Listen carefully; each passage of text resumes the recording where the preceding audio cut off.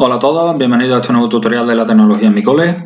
En este caso vamos a seguir con la serie de tutoriales de automatismo, que bueno, ya este sería el segundo, y vamos a hablar de los elementos de maniobra y de control. Al igual que en el tutorial anterior, como voy a basarme en una presentación de PowerPoint, necesito toda la pantalla, vamos a ocultar la cámara y comenzamos con la presentación, ¿vale? Pues bien, esta sería nuestra presentación. Vamos a ponerla en modo de pantalla completa y bueno, como he dicho, vamos a hablar de elementos de maniobra y de control, ¿vale? Mirad, en primer lugar vamos a hablar de las maniobras y control manual, o sea que necesita la acción del hombre, y vamos a hablar de una manera suave y ligera, ¿vale? Tenemos unos primeros elementos que serían interruptores. Bueno, esto sería un interruptor de encendido apagado, on-off, y su función sería abrir o cerrar el circuito en función de la posición que esté, ¿vale? Luego podemos hablar de volantes, que bueno, que el dibujo que he puesto aquí es el volante de un coche y unos joysticks. No penséis que un joystick no es un volante, porque ambos están haciendo lo mismo, están dirigiendo el movimiento, ¿vale? Para controlar su dirección. También tenemos otro tipo de control manual que serían los pedales. Básicamente son como los interruptores, pero en lugar de accionarlos con la mano, pues los vamos a accionar con los pies, ¿vale? Bien sea con una sola pulsación, o sea, dándole un solo golpe al pedal, o bien sea dejándolo pulsado, ¿vale? Esto se usa mucho, por ejemplo, en las antiguas prensas hidráulicas. Otro tipo serían los reostatos, que bueno, son cursores o mandos giratorios que están permitiendo regular la electricidad o la resistencia, que al final de cuentas está regulando la electricidad de ese elemento, ¿vale? Para que lo entendáis, por ejemplo, si yo este elemento que es el que gira me lo traigo aquí al principio, va a tener una resistencia mucho mayor o mucho menor, en este caso, dependiendo de las pastillas que conectemos, que si me lo traigo aquí al final. Esto me puede servir para regular una velocidad, regular una bombilla, cositas así. Por otro lado vamos a tener temporizadores, que aunque parezca que funcionan de un modo automático, nosotros tenemos que programarlo. Esto sería un temporizador de carril DIN, que lo podemos encontrar en los locales comerciales para que las luces de la tienda se enciendan a una hora determinada y durante un tiempo determinado, y dependiendo incluso de los días, de la temporada de invierno y verano, porque las horas de encendido serían distintas, ¿vale? Luego vamos a tener aquí selectores de programa. Este dibujito, que no sé si en pantalla se verá claramente, es el mando de una lavadora. Ya en el vídeo anterior estuvimos hablando de las lavadoras, ¿vale? Aquí hay varios programas almacenados, nosotros ponemos este mando en uno de ellos y una vez que le demos al botón de inicio, pues hará las funciones que tenga almacenada ese programa en concreto, ¿vale? Y por último, el último tipo de control manual serían los mandos a distancia, ¿vale? Estos mandos a distancia no es el de una tele, evidentemente, que también nos podría valer como ejemplo. Estos mandos a distancia industrial, esta pequeña parte que tiene la antenita negra sería el emisor y esta sería el receptor, ¿vale? Eso sería control manual. Como control automático hay muchos elementos, pero básicamente los podemos resumir en estos 5 bloques. Tenemos sensores ópticos que en función de la luz pueden hacer una función u otra. Este ejemplo que hay aquí pues sería el de, por ejemplo, una puerta de garaje automática, que sabéis que tiene un sensor de infrarrojos que manda una señal a un reflector, refleja y vuelve. Y si, dependiendo de si una persona cruza ese rayo o no, pues hará una función u otra, ¿vale? Pero evidentemente ya lo está haciendo de manera automática. El hombre no está pulsando nada. Un final de carrera, que ya lo hablamos también en el vídeo anterior. El ejemplo que poníamos era pues un ascensor, las puertas de un centro comercial que se abren de manera automática, pues cómo sabe la puerta que ya ha llegado a abrirse del todo o a cerrarse del todo, pues con este tipo de elementos, ¿vale?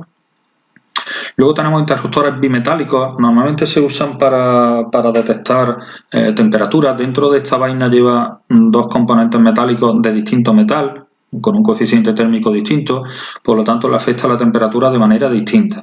Y en función de esa temperatura, pues se van a tocar entre ellos o no, y por estas salidas vamos a tener una señal eléctrica abierta o cerrada, depende del tipo que estemos hablando, ¿vale?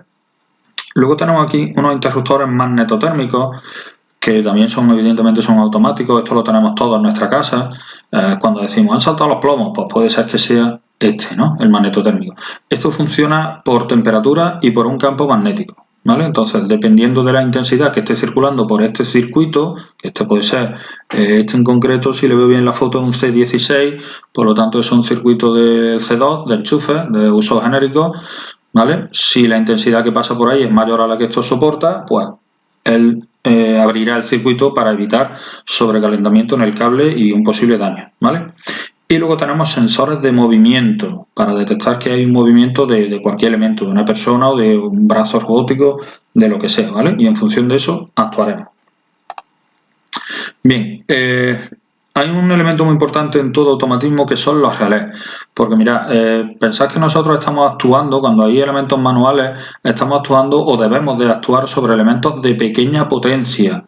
Dicho de otra manera y de una manera muy burda, yo no puedo poner la mano en un botón por el que estén circulando 50 amperios. Eso sería súper peligroso, ¿vale? Entonces, tenemos este elemento para evitar que tengamos que tocar en ese circuito de elevada potencia. Este elemento son dos circuitos en uno. Tenemos un circuito de mando, que sería esta bobina, por lo tanto un componente electromagnético. Aquí tenemos sus dos terminales. Y luego tenemos un circuito de potencia, ¿vale? Por aquí, por esta parte, es por donde va a pasar la alta intensidad.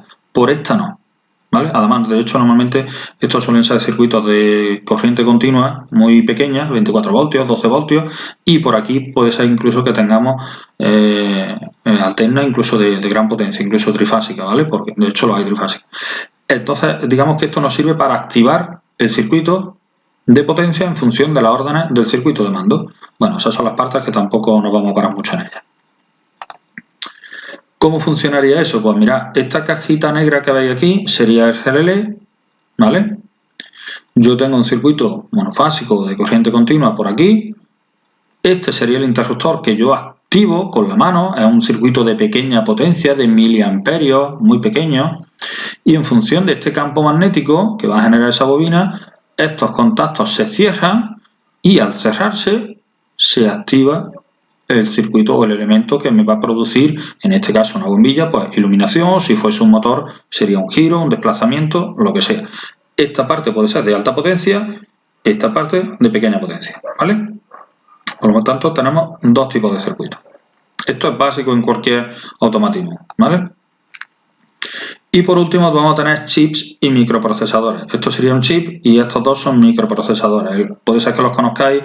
Esto es Arduino y esta es su competencia directa. Vamos, son competencia entre los dos, que es la Raspberry Pi, ¿vale? Como veis tienen puertos USB, HDMI incluso pueden llegar a tener, puede tener un montón de elementos, ¿vale? Vamos a ver qué tiene cada uno. Me voy a basar en Arduino, aunque Raspberry más o menos funciona igual. Vamos a tener unos pines digitales. Y cuando hablo de digital estoy hablando de si hay tensión o no la hay. 0, 1, sí, no, ¿vale?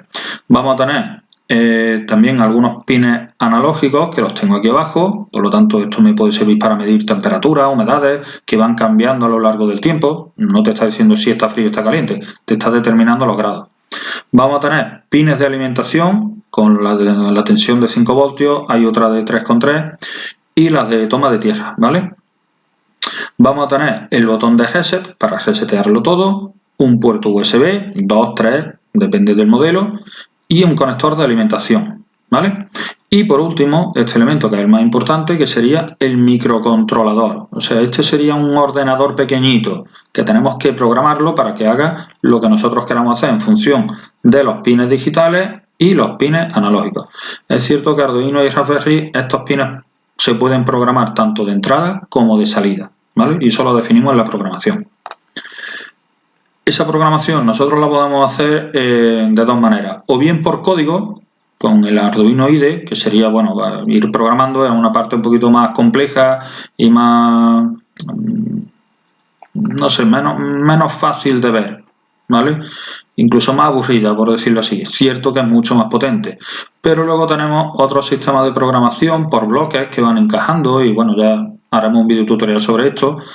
Y bueno, para eso a mí me gusta mucho la aplicación de Tinkercad, ¿vale? Que también haremos un video tutorial específico de Tinkercad y montando algunos circuitos. Eso serían los entornos de programación, ¿vale? Pues con esto terminamos esta parte y, como decía, en el siguiente capítulo vamos a hablar de conexión y programación. Vamos a enseñar la cámara de nuevo para despedirme y bueno, pues lo de siempre, si os ha gustado me dais un like, suscribiros al canal y por supuesto no olvidéis activar la campanilla de notificaciones para que estéis al tanto de todos los vídeos que suba, ¿vale? Pues nada más, chao.